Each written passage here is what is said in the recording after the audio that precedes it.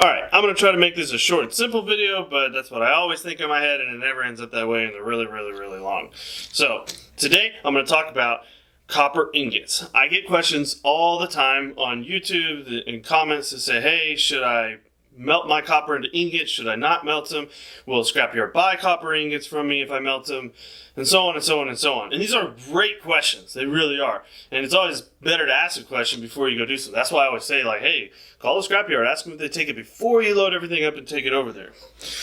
So, the answer to do Scrapyards buy copper ingots? Yes, some of them do. And some of them will.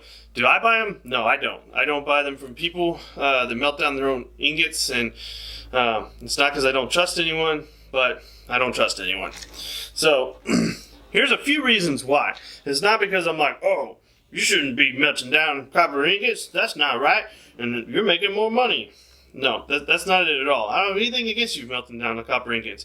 In fact, one of my subscribers melts stuff down all the time and makes these really awesome videos of melting stuff down. And hey, it's like a hobby for a lot of people, and that's cool. If I knew how to do it, then I would. If I had time to do it, I would. But, you know, it's nothing against it. It's just when it comes down to making money off of it, it's kind of hard to do. And I'll explain why. So, there's my phone. So, with the help of my Lego people again, let's say this is a melting pot. So it's a truck that's actually a melting pot, and you can melt stuff in it.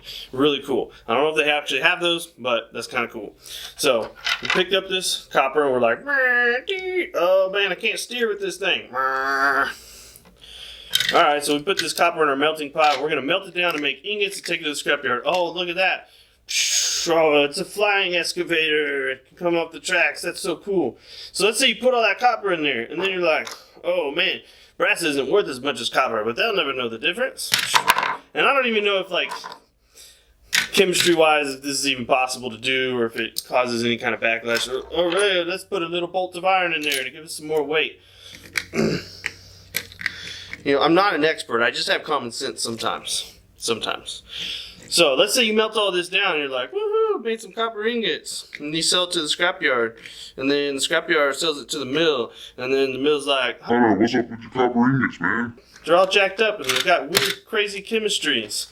And I'm like, oh, gosh, dang it, that guy that sold me those ingots. And then, you know, it all comes back on me.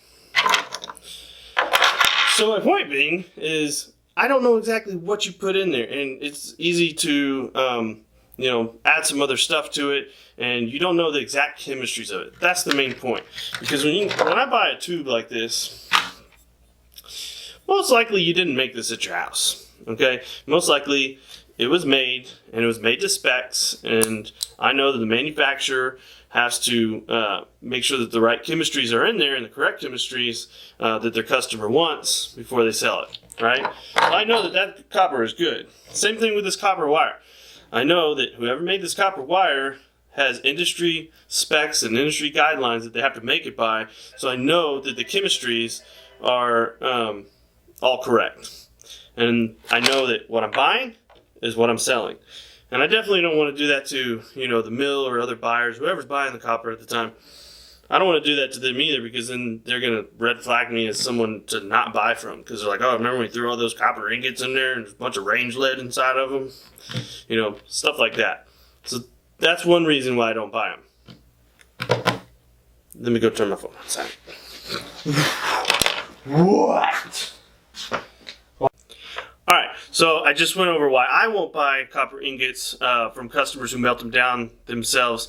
Remember, it's nothing against you. It's just, I can't buy it. It's not you, it's me, okay? So, now I'm going to tell you why, another reason why you should consider not melting it down. And I don't know, you might be the best copper melter downer ever that lived on the planet Earth. So maybe you have some crazy way of doing it, but you got to remember, when you melt down metals, you're going to lose 1 to 3 to 4% even, maybe. And maybe if you're really horrible at it, you might lose, you know, 5, 6, 7% of your weight. You know, it's going to be lost in dross and other stuff, and that's stuff that's floating on top. And you got to scrape off. I don't know. I'm not a melting expert. I don't melt any of the metals down at my place, so I don't know.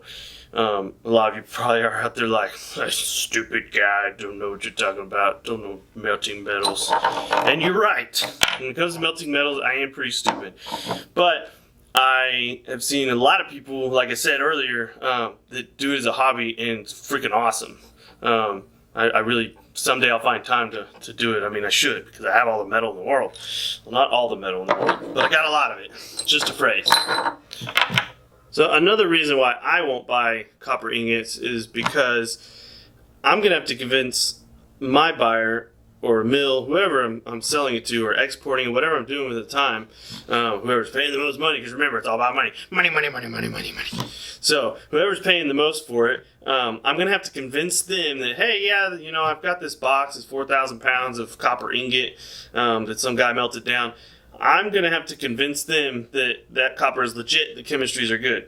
Now, the only way that I'm going to be able to do that is to shoot it with a niton gun, which a lot of scrapyards that you guys go to are not going to have a niton gun. A lot of them do. And this is very expensive. You know, buying it used or new, they can range from $10,000 to $50,000. It just depends on what it is. And all it is, I have mine at my other scrapyard right now, so I can't show you. But you just shoot the metal, and it tells you all the chemistries in it.